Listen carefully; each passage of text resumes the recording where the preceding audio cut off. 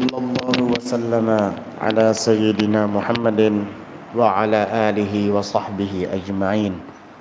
اللهم صل وسلم على سيدنا محمد نورك الساري ومددك الجاري واجمعنا به في كل أطوارنا وعلى آله وصحبه يا نور الهدى والدلالة على الخير ابتغاء وجه الله ومرضاته وقربه وثوابه سبحانه وتعالى.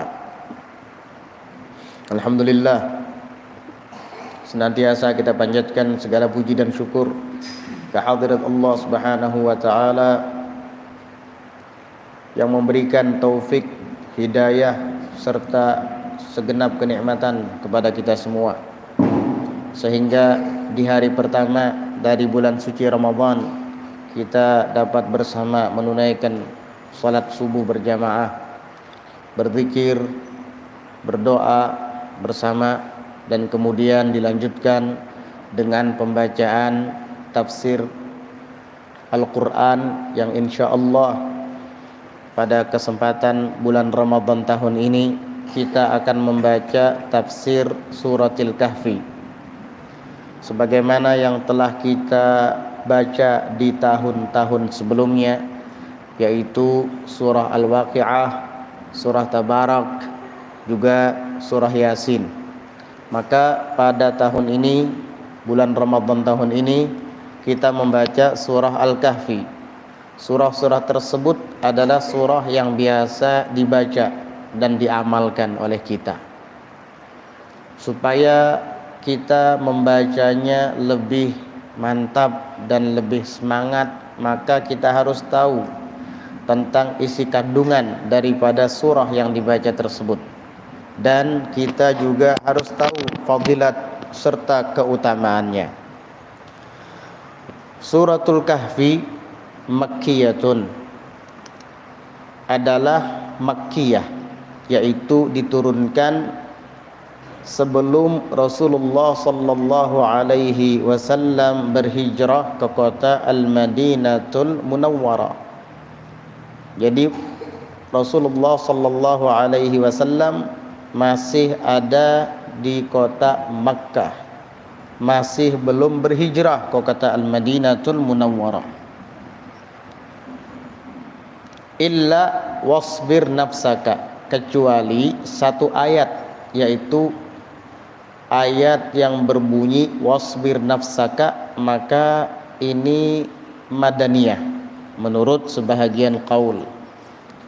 Wahia mi'atun wa ashru ayatin, dan ia jumlahnya mi'atu wa ashru ayatin, ada 110 ayat, au wa khamsa asyrata ayatan, atau bisa juga 115 ayat. Jadi ada yang mengatakan 110 ayat, ada yang mengatakan 115 ayat. Apa sih keutamaan suratul Kahfi ini? Di dalam tafsir Al-Qurtubi, beliau banyak mengutip beberapa hadis tentang keutamaan membaca surah Al-Kahfi. Ruwiya an firqatin atau ruwiya fi fadliha min hadithi Anasin, diriwayatkan dalam keutamaannya, yakni membaca suratul Kahfi, min hadithi Anas, daripada hadis Anas bin Malik, annahu qala, bahwasanya Sayyiduna Anas bin Malik beliau mengatakan, man qara'a biha u'tiya nuran bainas sama'i wal ard, barang siapa yang membacanya, yakni suratul Kahfi, maka dia akan dikaruniai cahaya antara langit dan bumi. Artinya cahaya itu meliputi bumi dan langit, terang. Ini fadilat keutamaan membaca suratul Kahfi. Kapan? Kapan saja kita membacanya. Ini menurut sebahagian riwayat. Pokoknya jika kita ingin mendapatkan nur daripada Allah Subhanahu wa taala, baca suratul Kahfi. Ini secara mutlak, tidak harus hari Jumat atau malam Jumat. Ini menurut riwayat yang ini. Berarti suratul Kahfi itu adalah surah yang mendatangkan cahaya bagi pembacanya.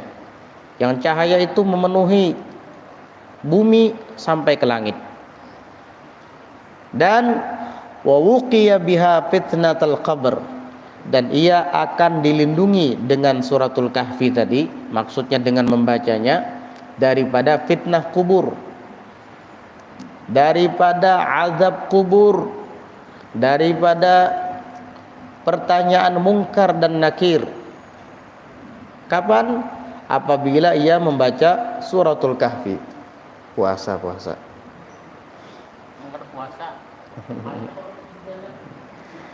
Nah, jadi begitu. Iya. Kemudian waqala Ishaq ibnu Abdullah bin Abi Farwah. Ishaq bin Abdullah bin Abi Farwah mengatakan, anna Rasulullah sallallahu alaihi wasallam qaal, bahwasanya Rasulullah sallallahu alaihi wasallam bersabda, ala adullukum ala suratin syayya'aha sab'una alfa malakin. Kata Nabi,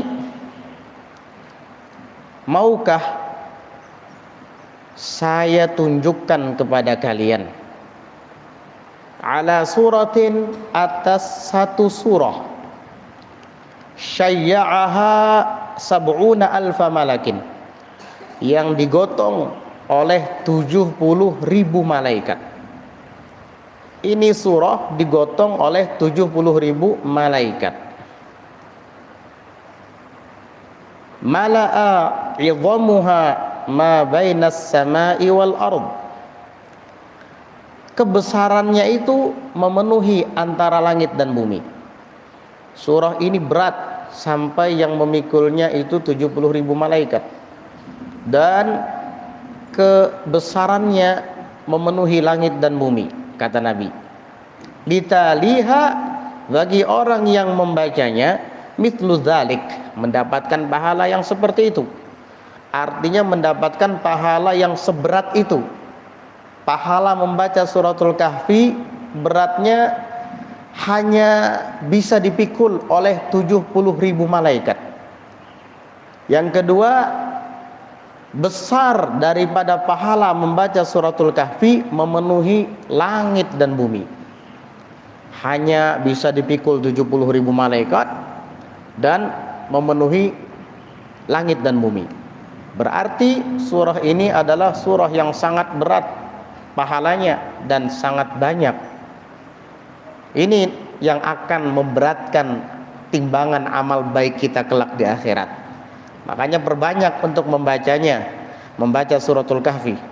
Andai kata suratul Kahfi ini dibentuk dalam suatu wujud, tentu wujud itu akan memenuhi langit dan bumi, dan tidak bisa dipikul kecuali oleh 70.000 malaikat. Apa kata Nabi? Litaliha mithlu dzalik, bagi orang yang membacanya mendapatkan pahala seperti itu. Itu seberat yang dipikul oleh 70.000 malaikat dan sebesar yang memenuhi langit dan bumi. Qalu, para sahabat bertanya, bala ya Rasulullah, iya wahai Rasulullah, kami ingin tahu apa sih surah yang engkau maksud. Qala, Nabi menjawab, suratu Ashabil Kahfi, yaitu surah Ashabil Kahfi, suratul Kahfi ini. Kemudian Nabi melanjutkan sabdanya, man qara'aha yaumal jumu'ati. Nah, ini khusus untuk hari Jumat.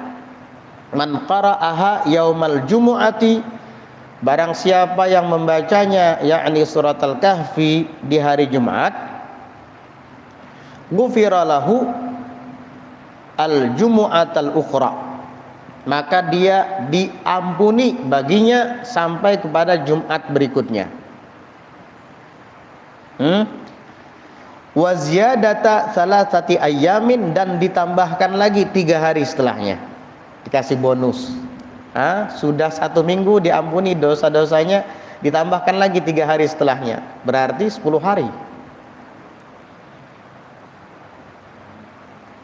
Wa u'tiya nuran yabluggus samaa, dan dikaruniakan kepadanya cahaya yang menembus sampai ke langit.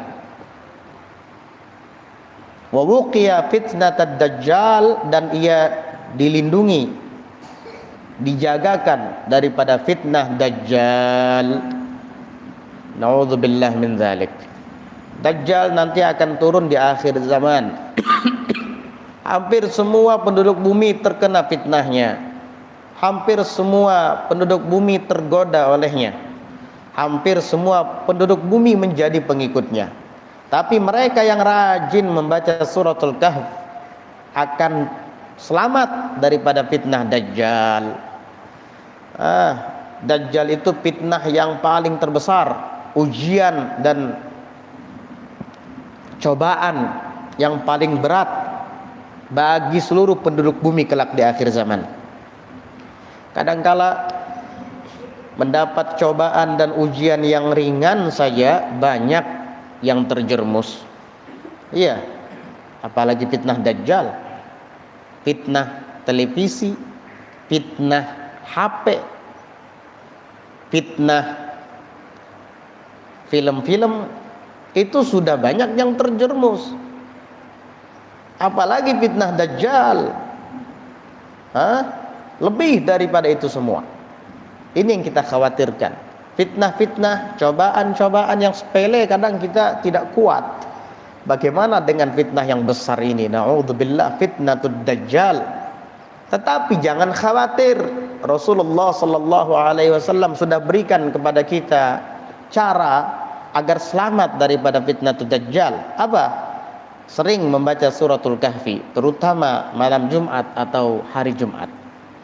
Dilindungi daripada fitnatud Dajjal yang akan muncul kelak di akhir zaman, dan banyak merekrut para pengikutnya agar kufur kepada Allah Subhanahu wa taala dan mengikutnya. Na'udzubillah min dzalik. Kemudian ini hadis dzakarahu Tsa'labi, disebutkan oleh As-Tsa'labi, wal Mahdawi aidan, dan juga Al-Mahdawi bimaknahu, dengan maknanya.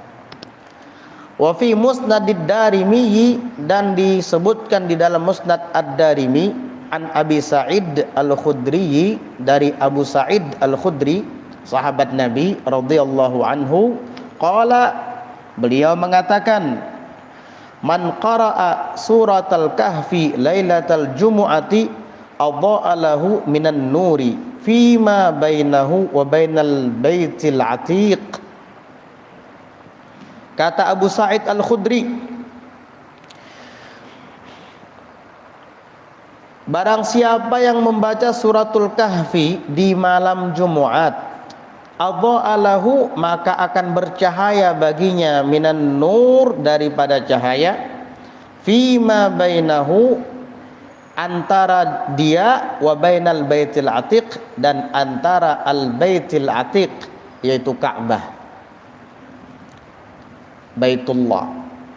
Kita membacanya di Kecamatan Kintab, di Desa Kintapura, membaca suratul kahfi di malam Jumat atau di hari Jumat, maka Allah karuniakan cahaya yang terang sampai ke Baitullah sana, sampai ke Ka'bah sana. Kalau mata kita orang biasa ini tidak melihatnya, tetapi cahaya itu ada. Mungkin orang-orang yang Allah bukakan hijab dapat menyaksikannya. Cahaya itu sampai ke Baitullah, Al-Baitul Atiq, Ka'bah. Orangnya belum sampai ke sana, belum pernah haji, belum pernah umrah, tapi dia rajin membaca suratul kahfi, maka cahayanya akan tembus sampai ke sana. Barangkali cahaya itu nanti akan menarik orangnya supaya sampai ke sana. Nah, ini juga bagus untuk dijadikan amalan. Mudah-mudahan dengan demikian bisa sampai ke Baitullah, bisa berhaji, bisa minimal menunaikan ibadah umrah. Karena apa? Sosoknya belum sampai ke sana, tetapi cahayanya sudah sampai ke sana. Siapa yang ngasih tahu? Abu Sa'id Al-Khudri. Abu Sa'id dari mana tahu? Ya dari gurunya Rasulullah sallallahu alaihi wasallam. Ini hadis disebut dengan hadis mauquf. Kenapa? Karena disandarkan kepada sahabat. Yang menyampaikannya adalah sahabat, makanya disebut dengan hadis mauquf. Di dalam Al-Manzumatul Baiquniyah disebutkan, wa ma adhabtahu ilal ashabi min qaulin wa fi'lin fahuwa mauqufun zukin. Apa saja yang kamu sandarkan kepada sahabat daripada perkataan atau hadis, maka itu disebut dengan hadis mauquf. Zukin, urif, dikenal dengan hadis mauquf, mauquf kepada sahabat. Luar biasa. Iya, keutamaan membaca suratul Kahfi. Wa fi sahihi Muslim, dan di dalam sahih Muslim, an Abi Darda, diriwayatkan dari sahabat juga Abu Darda, dia mengatakan anna Nabiyullah sallallahu alaihi wasallam qaal, bahwasanya Nabi Muhammad sallallahu alaihi wasallam bersabda,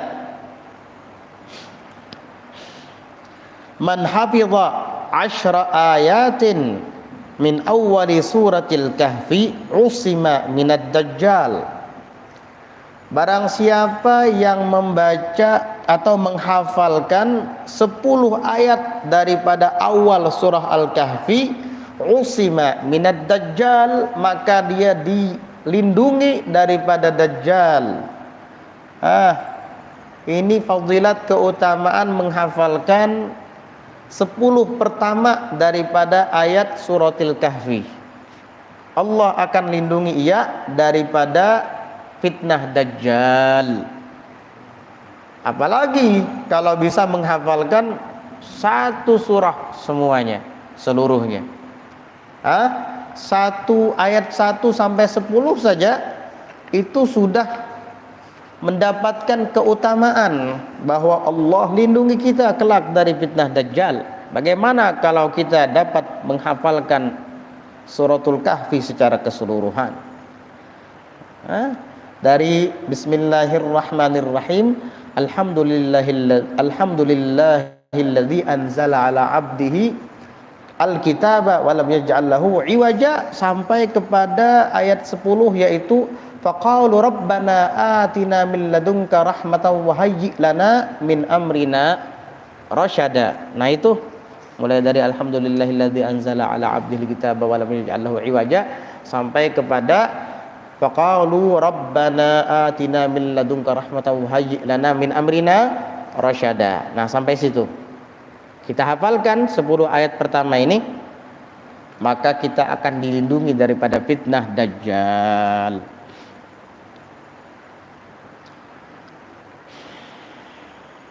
Wa fi riwayatin, dan di dalam riwayat lain, min akhiril kahfi, itu 10 ayat terakhir daripada suratul Kahfi. Ini riwayat lain. Terserah mau menghafalkan ayat 10 pertama daripada suratul Kahfi, ada riwayatnya juga bahwa kita akan dilindungi daripada fitnah dajjal. Atau ayat 10 yang terakhir sama, ada riwayatnya juga. Apalagi dua-duanya, 10 ayat pertama hafal, 10 ayat terakhir hafal. Apalagi semuanya, mulai dari awal sampai akhir, mulai dari ayat pertama sampai ayat yang ke-110, atau menurut riwayat lain sampai kepada ayat yang ke-115. Maka kita akan dilindungi daripada fitnah dajjal.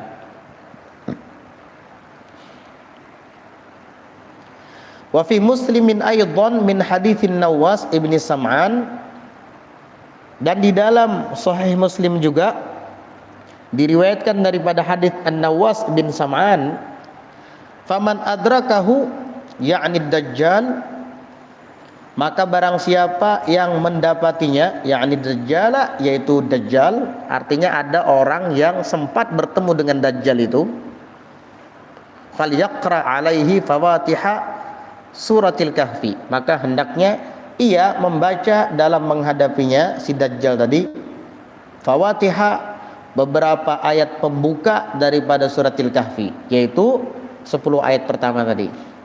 Nah ini enak kan kalau kita belajar tahu amalannya ketika berhadapan dengan Dajjal. Tinggal dibaca 10 ayat pertama, selamat kamu, aman kamu. Coba kalau kita tidak belajar, coba kalau kita tidak menuntut ilmu, coba kalau kita tidak ikut baca tafsir, mungkin kita tidak tahu apa yang harus kita lakukan ketika berhadapan dengan Dajjal. Iya, jadi kalau kita berhadapan dengan Dajjal, ya naudzubillah, mudah-mudahan kita tidak bertemu dengan makhluk ini. Ini makhluk yang sangat membahayakan, lebih berbahaya daripada buaya di sungai, lebih berbahaya daripada singa di hutan atau macan.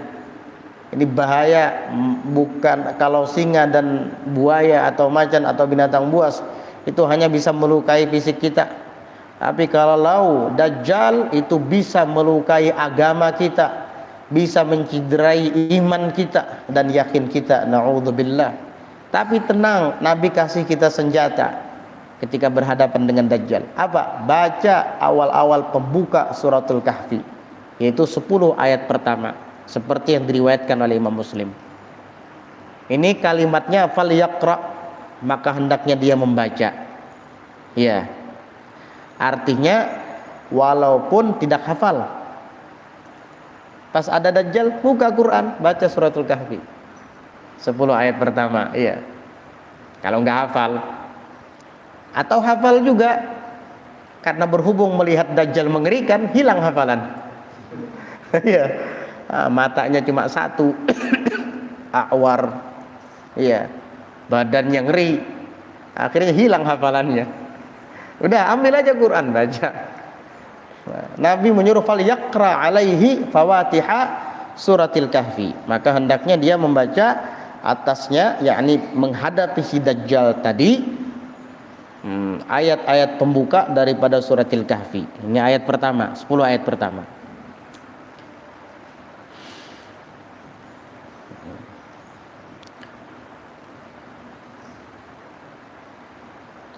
Qala Samuratu ibnu Jundub, qala an-nabiy sallallahu alaihi wasallam.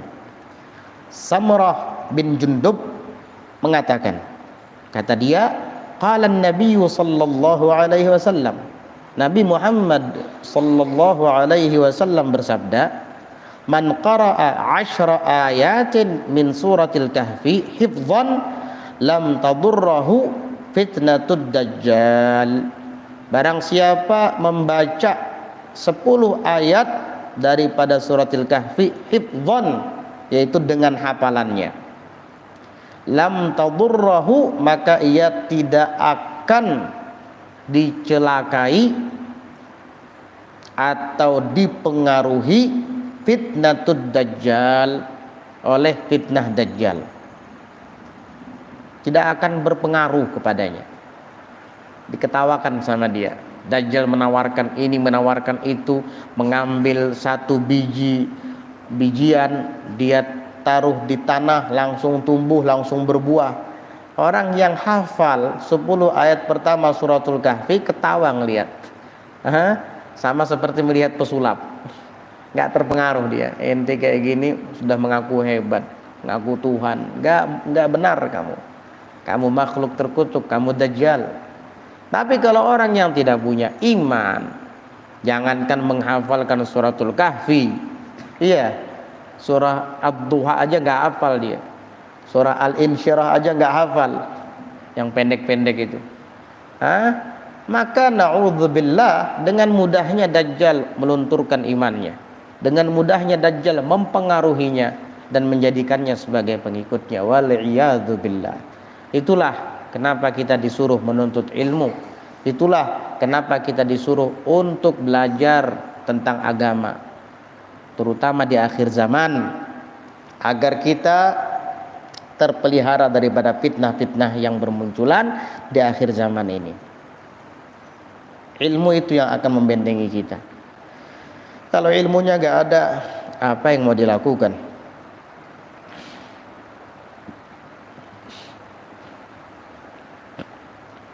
Dilanjutkan lagi oleh Nabi, wa man qara'a as-surata kullaha dakhalal jannah, wa man qara'a as-surata kullaha, dan barang siapa yang membaca surah secara keseluruhan semuanya, dakhalal jannah, maka ia akan masuk surga. Makanya amalkan ini malam Jumat, siang hari Jumat, minimal 2 kali itu, malam Jumat sama siang hari Jumat. Yang bagusnya, paling sedikitnya sempurna. Nah, kalau nggak bisa, hanya bisa sekali saja bacanya, karena mungkin terlalu panjang dan bacaan saya tidak lancar misalnya, ya sudah malam Jumat saja atau siang Jumat saja. Tapi kalau bisa malam Jumat dibaca, siang Jumat dibaca, lebih bagus. Apalagi malam Jumat dibaca, subuh Jumat dibaca, sebelum sholat Jumat dibaca 3 kali, tambah bagus lagi. Dakhalal jannah, masuk surga kata Nabi. Ya. Mungkin ini bagi orang yang terakhir wafat adalah Kahfi, belum sempat melakukan dosa apa-apa, meninggal dunia, masuk surga nih orang. Apalagi meninggalnya malam Jumat itu, habis baca suratul Kahfi lagi, atau siang hari Jumat itu setelah membaca suratul Kahfi, meninggal dunia. Apalagi meninggalnya sujud lagi, subhanallah, husnul khatimah. Jadi begitu. Suratul Kahfi, kenapa dinamakan suratul Kahfi? Karena di dalamnya ada cerita Ashabul Kahfi. Mereka sekelompok anak muda yang bersembunyi di balik goa. Bahasa Arab itu luas. Kalau goa itu besar mulutnya, mulut goa itu besar, ada terletak di atas bukit, itu disebut dengan al-kahfu, bahasa Arabnya kahfun, goa besar yang terletak di atas gunung, itu disebut dengan kahfi atau kahfun. Tapi kalau goa yang terletak di atas bukit itu kecil, bahasa Arabnya ghar, al-ghar. Jadi ghar artinya goa, kahfun artinya juga goa, tapi beda bentuknya. Itulah hebatnya bahasa Arab. Kalau bahasa Indonesia ya goa-goa aja sudah, bingung. Mun bahasa Banjar goha, ya. Kalau goanya besar, goa besar. Kalau goanya kecil, goa kecil. Kalau bahasa Arab enggak. Kalau besar kahfun. Kalau kecil baru ghar, gharun. Makanya ada Gharul Hira, tempat Nabi sallallahu alaihi wasallam beruzlah. Itu kan tidak begitu besar, sangat kecil. Paling muat berapa orang? Kira-kira 2 tahun yang lalu ulun pernah naik ke sana di Jabal Nur. Naik ke atas. Pas sampai ke puncak Jabal Nur itu, naiknya kurang lebih 45 menit lah dulu itu. Cepat kita soalnya.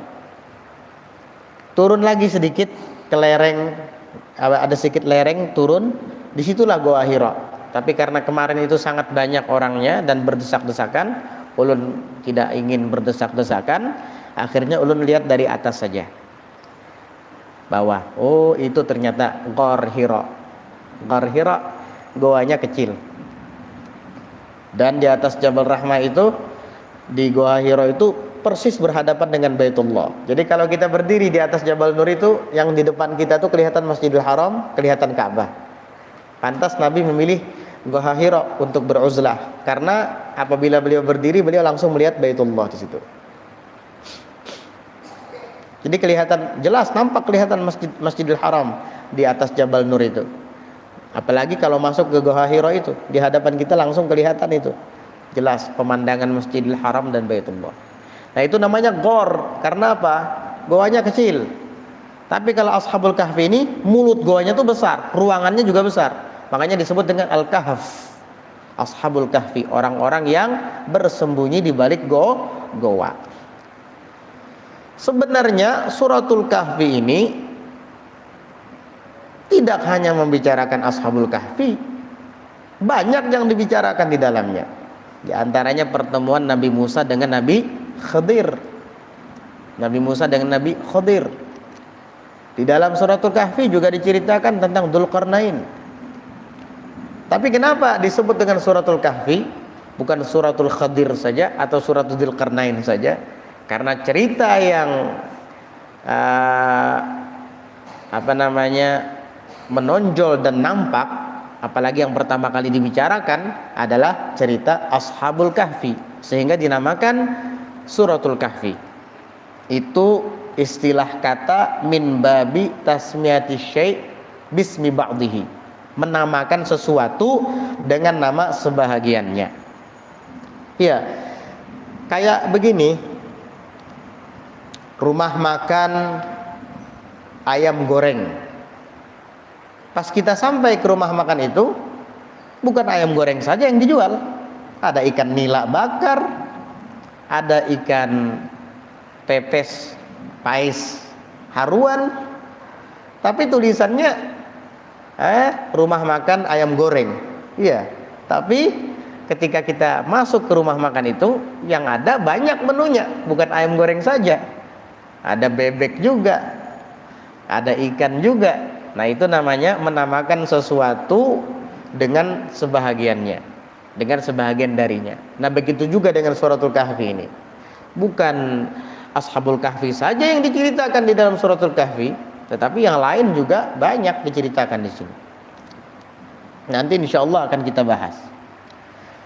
Dan adanya suratul Kahfi ini disebabkan pertanyaan orang-orang Quraisy kepada Nabi. Nah, dan di antara pertanyaan itu ada tentang Ashabul Kahfi ini. Makanya dinamakan suratul Kahfi. Sebab di antara asbabun nuzul, sebab turunnya ayat adalah ketika itu ada sekelompok orang Quraisy. Mereka mengutus 2 orang. Yang pertama adalah An-Nadhr ibnul Harith, dan yang kedua adalah Uqbah bin Abi Mu'ayth. 2 orang utusan Quraisy ini disuruh oleh orang-orang Quraisy untuk mendatangi para ahbarul Yahud, ulama-ulama Yahudi ahlul kitab. Disuruh oleh orang-orang Quraisy 2 utusan ini, An-Nadhr ibnul Harith dan Uqbah bin Abi Mu'ayth, mendatangi para ahlul kitab dari kalangan Yahudi. Kata mereka, coba kamu datangi orang-orang ahlul kitab dari kalangan Yahudi, tanyai tentang Muhammad, sebutkan dan sifatkan tentang ciri-cirinya. Betul enggak Muhammad itu adalah nabi? Karena ahlul kitab mereka lebih mengerti daripada kita, kata orang-orang Quraisy. Akhirnya 2 orang ini pergi mendatangi ahlul kitab, sehingga bertemu dengan salah seorang di antara mereka. Lalu keduanya pun menanyakan tentang sosok Nabi Muhammad sallallahu alaihi wasallam. Kata sebahagian ahlul kitab tadi, kalau memang dia nabi, coba kamu ajukan kepadanya 3 pertanyaan.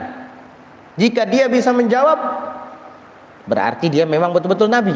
Jika tidak, berarti dia adalah mutaqawwil. Itu orang yang pandai membuat kata-kata. Orang yang pandai membuat kalimat. Mutaqawwil artinya omong kosong, cuman berbicara tapi nggak benar. Apa itu? Tanyakan kepadanya. Yang pertama, an fityatin zahabu fid dahril awal, tentang sekelompok anak muda yang pergi pada masa lalu. Ashabul Kahfi ini kejadiannya setelah Nabi Isa. Sebelum Nabi Muhammad diutus. Nah, tanyakan kepada mereka tentang sekelompok anak muda ini. Tanyakan kepada Muhammad tentang mereka, sekelompok anak muda ini. Tahu nggak Muhammad? Satu. Yang kedua, kata Yahudi itu, tanyakan kepada Muhammad, kalau memang dia adalah nabi, siapa Dzulqarnain? Siapa seorang lelaki yang tawaf mengelilingi masyariqal ardi wa magharibaha, hingga sampai ke timur daripada bumi ini sampai ke belahan barat sana. Jadi mulai timur sampai barat dia jelajahi. Siapa orang itu? Maksudnya Dzulqarnain itu. Coba tanyain kepada Muhammad, tahu nggak? Kalau dia bisa jawab, dia betul-betul nabi. Kemudian yang ketiga, ruh. Tanyain kepadanya tentang ruh. Apa itu ruh? Nah, kata Uqbah bin Abi Mu'ayyad dan An-Nadhr ibn al-Harith, ini nih cara untuk kita bisa mengetahui kebenaran Muhammad sebagai nabi. Dengan cara ini nih kita dapat mengetahuinya nanti. Ini namanya al-qaulul fasl ini. Ini perkataan yang bisa memutuskan nantinya nih, kata dia. Pulang kepada orang-orang Quraisy dan mereka berdua menyampaikan apa yang mereka dengar dari pendeta itu. Akhirnya orang-orang Quraisy semuanya senang. Nah, ini nih, dengan cara seperti ini nih kita bisa membedakan dan menentukan atau memutuskan Muhammad ini nabi atau tidak. Ayo kita datangi Muhammad. Didatangilah Nabi Muhammad SAW. Setelah mereka sampai di hadapan Rasulullah, mereka mengatakan, "Ya Muhammad, wahai Muhammad, saya mau menanyakan kepadamu tentang 3 pertanyaan, maka jawab." Kata Nabi, "Apa itu?" Pertama, siapakah sekelompok anak muda yang pergi berlindung di balik goa? Dan kejadian itu fid dahril awal, di masa lampau yang terdahulu. Dan yang kedua, ar-rajulut tawaf, tentang seorang lelaki yang berkeliling menjelajahi masyariqal ardi wa magharibaha, seluruh penjuri belahan dunia, mulai dari timur hingga barat. Dan yang ketiga, ar-ruh mahiyya, apa sih ruh itu? Nabi bingung, nggak bisa langsung menjawab, nunggu dulu wahyu datang dari Allah Ta'ala melalui Jibril. Akhirnya Nabi mengatakan, tunggu saya sampai besok. Besok nanti saya kasih jawaban. Kenapa waktu itu Nabi tidak mengucapkan insya Allah, walam yastathni, yakni tidak mengucapkan insya Allah. Nabi langsung mengatakan, tunggu besok nanti saya jawab. Karena Nabi yakin malam ini Jibril pasti datang ngasih tahu kepada saya untuk menjawab pertanyaan mereka. Tapi Nabi tidak mengucap insya Allah waktu itu. Akhirnya apa? Ternyata malam sampai besok pagi Jibril nggak datang-datang. Waduh, kata Nabi, gimana ini? Saya sudah berjanji mau ngasih jawaban. Ditunggu lagi sama Nabi hari esok, apa malam ini sampai besok hari yang kedua, gak datang juga Jibril. Sedih Nabi. Bagaimana ini? Sampai hari yang ke-15. 15 hari Nabi nunggu. Itu hari yang ke-15, orang-orang kafir Quraisy ketawa semua. Muhammad berjanji kepada kita besok pagi katanya ngasih jawaban tentang 3 pertanyaan. Ini sudah hari yang ke-15, Muhammad gak bisa jawab. Akhirnya apa? Baru malaikat Jibril turun hari ke-15. Nah, ini teguran bagi Nabi agar ketika menjanjikan sesuatu itu jangan memastikan, tapi ucapkan insya Allah, begitu. Nabi saja ditegur, apalagi kita. Ya, kalau berjanji kepada seseorang jangan kamu pastikan bahwa kamu bisa memenuhinya, menepatinya. Ucap insya Allah, begitu. Akhirnya apa? Turun Jibril. Itu Nabi sedih, langsung gembira ketika Jibril turun. Nabi mengatakan, kata Nabi, kenapa kamu Jibril nggak datang-datang? Ihtabasta anni, engkau menahan diri dari saya atau bagaimana? Jibril jawab, wahai Muhammad, saya ini menurut perintah Allah. Kalau Allah suruh turun ya saya sampaikan, kalau enggak ya saya nggak berani. Dan ternyata Allah ngasih perintah setelah 15 hari. Oh begitu kata Nabi. Yaitu akhirnya turunlah suratul Kahfi, dan awal dari suratul Kahfi adalah ayat pujian kepada Allah, yaitu alhamdulillah. Dan kalimat berikutnya adalah penyaksian bahwa Nabi Muhammad sallallahu alaihi wasallam itu benar-benar menerima risalah, wahyu dan kitab dari Allah Ta'ala. Makanya lanjutannya adalah alhamdulillahilladzi anzala ala abdihil kitaba. Segala puji bagi Allah yang menurunkan atas hambanya. Siapa hambanya di sini? Nabi Muhammad sallallahu alaihi wasallam. Apa yang diturunkan? Al-kitaba, kitab, yakni Al-Quran, yang berisikan wahyu dan risalah. Ini adalah bantahan kepada orang-orang kafir yang mendustakan Nabi Muhammad sallallahu alaihi wasallam. Lalu diceritakan di sana tentang suratul Kahfi, tentang kisah Ashabul Kahfi dengan detail. Akhirnya orang-orang kafir barulah tahu bahwa Nabi Muhammad sallallahu alaihi wasallam adalah mengerti dan paham tentang cerita Ashabul Kahfi dan pertanyaan-pertanyaan lainnya.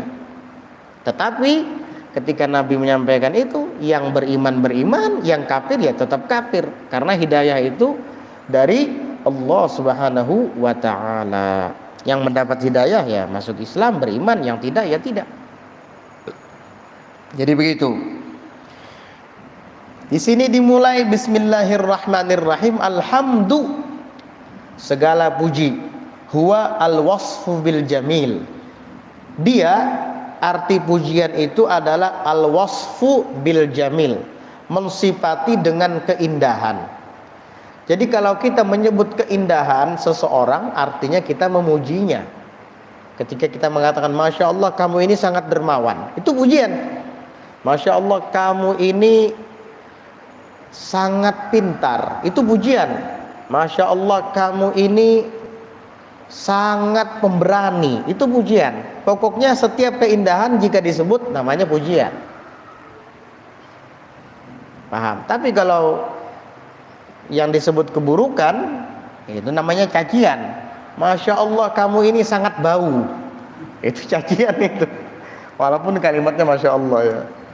Jadi alhamdu, pujian itu adalah al-wasfu bil jamil, mensifati dengan keindahan, pujian namanya. Itu sabitun lillahi, tetap bagi zat Allah. Karena yang mustahik dalam kamalat, semua kesempurnaan hanya Allah. Jadi alhamdu itu pujian, sifat-sifat yang indah tadi, sabitun lillah, tetap bagi zat Allah. Itu ditetapkan bagi zat Allah Subhanahu wa ta'ala. Nah ini adalah peringkat pertama dari 4 macam pujian. Ini perlu kita ketahui, pujian itu ada 4 tingkatan. Pertama, hamdu qadimin li qadim, pujian yang maha qadim kepada zatnya yang qadim. Apa itu? Pujian Allah kepada dirinya sendiri, kepada zatnya sendiri. Pujian Allah kepada zatnya sendiri, itu namanya hamdu qadimin li qadim. Apa contohnya? Ya ini tadi, alhamdulillahilladzi anzala ala abdihil kitaba. Allah sendiri yang menyebutkan pujian untuk zatnya sendiri. Maka ini disebut dengan hamdu qadimin li qadim, pujian yang maha qadim kepada zatnya sendiri yang qadim. Yang kedua, peringkat kedua dari segi tingkatan adalah hamdu qadimin li hadithin, pujian yang maha qadim kepada makhluk yang baharu. Apa itu? Pujian Allah kepada hambanya. Seperti Allah memuji Nabi Sulaiman, Nabi Dawud, ni'mal abdu innahu awwab, sebaik-baik hamba adalah dia yang suka kembali kepada Allah. Atau seperti Allah memuji Nabi Muhammad sallallahu alaihi wasallam di dalam surah Nun, wa innaka la'ala khuluqin azim, sesungguhnya engkau berada di atas tingkatan akhlak yang besar. Ini pujian yang maha qadim kepada makhluk yang baharu. Ini peringkat yang nomor 2 ini dalam segi urutan. Kemudian yang ketiga, hamdu hadithin liqadimin, pujian makhluk yang baharu kepada zat yang qadim. Pujian siapa itu? Pujian kita hamba ini kepada siapa? Kepada Allah. Seperti apa? Seperti kita mengucapkan alhamdulillahirabbil alamin, segala puji bagi Allah Tuhan alam semesta. Ketika kita mendapat uang, ketika kita mendapat hadiah dari seseorang, atau ketika kita selamat dari musibah lalu mengucap alhamdulillah, ucapan itu dari siapa? Kita, hadis baharu kepada siapa? Al-Qadim, Allah. Nah, ini tingkatan dalam segi pujian yang nomor 3. Dan yang terakhir adalah tingkatan pujian yang terakhir, hamdu hadithin li hadis, pujian makhluk yang baharu kepada makhluk yang baharu pula. Apa itu? Yaitu pujian manusia kepada sesama manusia. Ketika kita mengatakan kepada seseorang, Masya Allah suara kamu bagus, ini pujian dari siapa? Dari kita. Kepada siapa? Teman kita. Kita manusia, dia juga manusia. Kita baharu, dia juga baharu. Ini adalah peringkat yang keempat daripada macam-macam pujian. Jadi begitu, hamdu qadimin li qadim, pujian Allah kepada zatnya sendiri. Hamdu qadimin li hadis, pujian Allah kepada makhluknya, hambanya. Ini luar biasa nih kalau Allah langsung yang memuji hamba. Kemudian yang ketiga adalah hamdu hadithin li qadim, pujian makhluk yang baharu kepada Allah yang maha qadim. Wajar kita hamba memuji Tuhan, itu wajar. Allah Tuhan kita yang menciptakan kita. Kemudian yang keempat, hamdu hadithin li hadits, pujian makhluk yang baharu sesama makhluk yang baharu pula. Itu kita kepada teman kita. Sabitun lillahi ta'ala.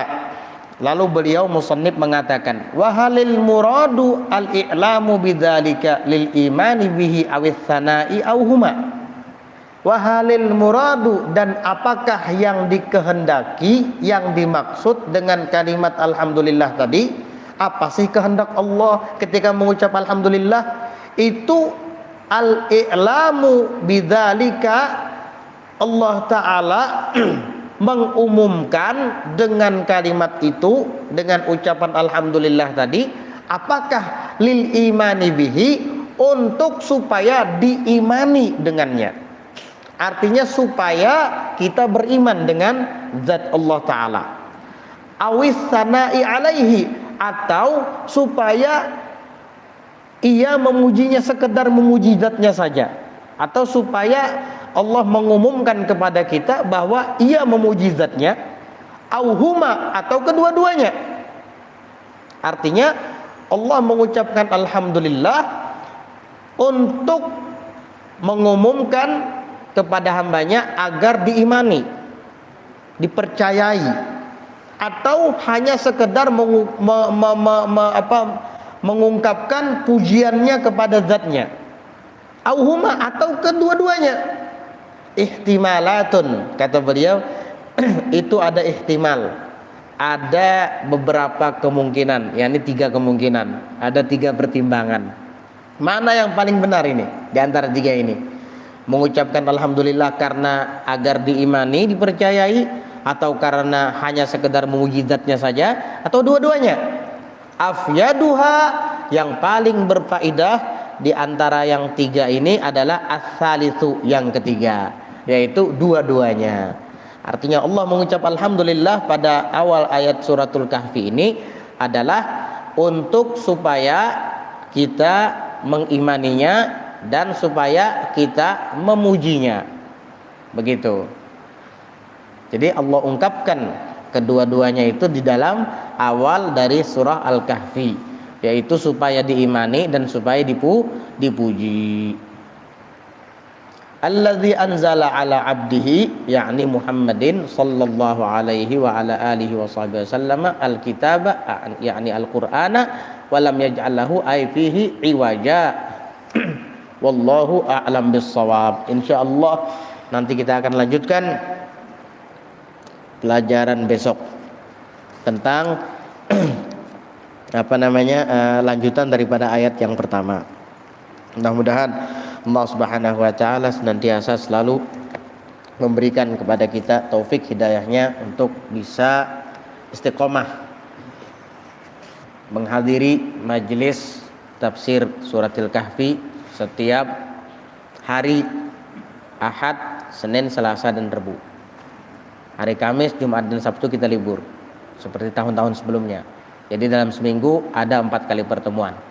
Mudah-mudahan kita bisa menyelesaikan suratul kahfi sebelum hari raya Idul Fitri insyaallah. Amin ya rabbal alamin. Ala hadhihi niyyah wa ala kulli niyyatin salihatin jami'ah syamilah li khairatid dunya wal akhirah wa ila hadratin nabiy Muhammadin sallallahu alaihi wa ala alihi wa sahbihi wa sallam. Al-Fatihah. Bismillahirrahmanirrahim. الرحمن الرحيم مالك يوم الدين إياك نعبد وإياك نستعين اهدنا الصراط المستقيم صراط الذين أنعمت عليهم غير المغضوب عليهم ولا الضالين.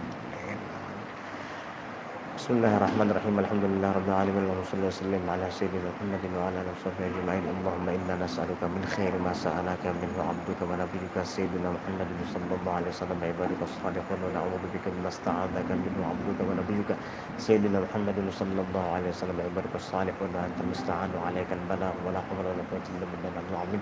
صلى الله على سيدنا محمد وعلى آله وسلم. الحمد لله رب العالمين. سبحانك اللهم وبحمدك أشهد أن لا إله إلا أنت أستغفرك وأتوب إليك.